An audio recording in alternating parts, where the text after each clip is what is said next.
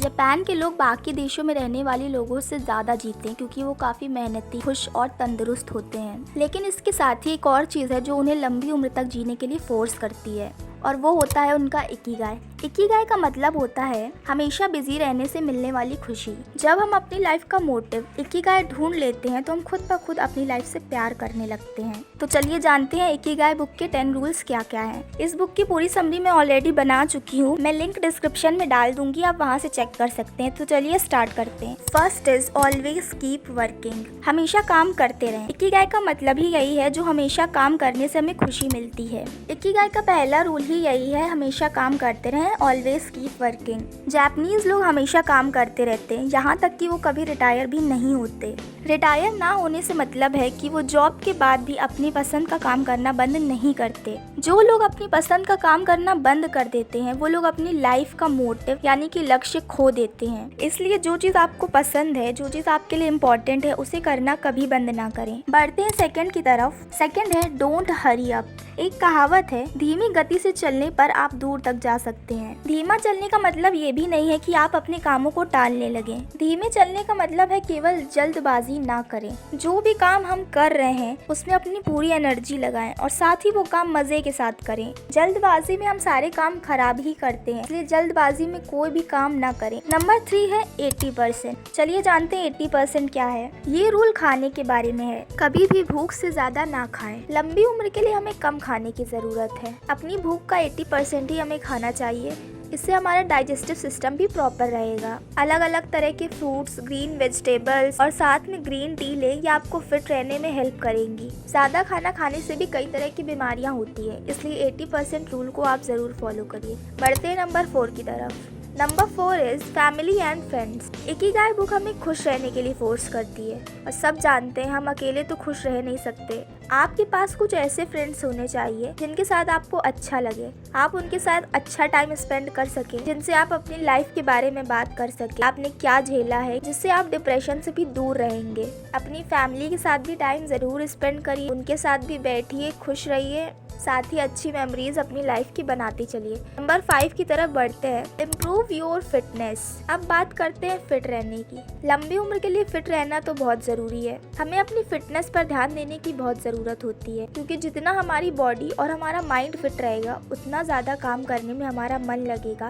हमारा फोकस बढ़ेगा, साथ ही जो हमारी प्रोडक्टिविटी को भी बढ़ाएगा। इकिगाई बुक के अकॉर्डिंग हमारा टारगेट होना चाहिए कि हम अपने आने वाले अगले बर्थडे पर इस बर्थडे से ज़्यादा फिट रहें। इसके लिए आप योगा की भी हेल्प ले सकते हैं, आपकी डाइट को इम्प्रूव कर सकते हैं, साथ ही अपने माइंड के लिए मेडिटेशन भी कर सकते हैं। नंबर 6 है अ ब्यूटीफुल स्माइल। एक प्यारी सी स्माइल, एक नेचुरल सी हंसी आपके चेहरे पर जरूर होनी चाहिए। जब तक हम किसी से मुस्कुराकर बात नहीं करते, कोई भी हमारी बातों में इंटरेस्टेड नहीं होगा। हंसने से, खुश रहने से हमारे दोस्त बनते हैं, हमारे रिलेशंस और अच्छे होते जाते हैं। साथ ही हम अपने आसपास एक पॉजिटिव एनवायरनमेंट क्रिएट कर लेते हैं जो हमें एक अच्छी एनर्जी देता है। इसलिए अपने प्रेजेंट में खुश रहिए, उसका पूरा फायदा उठाइए और साथ ही एक स्माइल अपने चेहरे पर बनाए रखिए। नंबर 7 है नेचर के साथ जुड़े रहना।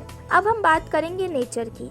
कुदरत के साथ जुड़े रहने के तो फायदे ही फायदे हैं। आप क्रिएटिव बनते हैं, आपका माइंड खुलता है, आप खुश महसूस करते हैं, आप चीजों को नई तरीकों से देखना शुरू करते हैं। आजकल की लाइफ में हम इतना बिजी हो चुके हैं कि नेचर के साथ भी टाइम बिताने के लिए हमारे पास समय नहीं होता, लेकिन फिर भी हमारी बनावट कुदरत के साथ रहने के हिसाब से की गई है। तो आप याद रखें, अपनी बैटरी को चार्ज करने के लिए, अपने दिमाग को नए तरह से इस्तेमाल करने के लिए खुद को चार्ज करते रहें, और हमारा चार्जर है हमारी नेचर। नंबर 8 है से थैंक यू। लाइफ में कुछ करो ना करो, लेकिन जो कुछ भी आपको मिला है उसके लिए आभार दिखाना शुरू करो। आपके पास जितने अच्छे फ्रेंड्स हैं, आपकी फैमिली है, इन सब के लिए अपने भगवान को आप थैंक यू बोलो। जो भी आपके पास है उसका आभार दिखाते हुए जो भी आपको पाना है उसके लिए मेहनत करनी चाहिए। एक थैंक यू बोलने से हमें सारी चीज की वैल्यू समझ आने लगती है जो हमारे आसपास होती हैं, और हमारी लाइफ में कुछ ना कुछ छोटा मोटा रोल तो निभा रही होती है। नंबर 9 है लिव इन प्रेजेंट। बात करते देखते हैं आज की एक एग्जाम्पल से इसे समझते हैं। मैंने कल बुक नहीं पढ़ी थी क्योंकि मेरे पास टाइम नहीं था, मैं बहुत बिजी थी। अब मेरे पास दो ऑप्शन है आज, या तो मैं ज्यादा पेजेस पढूं और चीजों को रिकवर कर लूं, या फिर मैं यही सोचती रहूं कि कल का टाइम मैंने वेस्ट कर दिया, अब मैं क्या करूं। सबको पता है पहला ऑप्शन सही है, जो हम लोग कल नहीं कर पाए वो हम लोग आज कर सकते हैं, क्योंकि कल की चीजें हम नहीं सुधार सकते। आने वाले कल के लिए हम कुछ कर सकते हैं, हम कुछ भी कर सकते हैं वो आज के लिए कर सकते हैं, क्योंकि यही एक वो समय है जो हमारे हाथ में होता है। इकिगाई बुक के राइटर्स कहते हैं हमारे पास वर्तमान यानी प्रेजेंट है और उस पल का सबसे ज्यादा फायदा लें और उस पल को इतना अच्छा बनाएं कि आप उसको पूरी लाइफ में कभी ना भूल पाएं। इसलिए हमें अपने प्रेजेंट को इम्प्रूव करना चाहिए ताकि हम आने वाले कल में कोई भी गिल्ट ना रहे। नंबर 10 है डोंट फॉरगेट योर इकिगाई।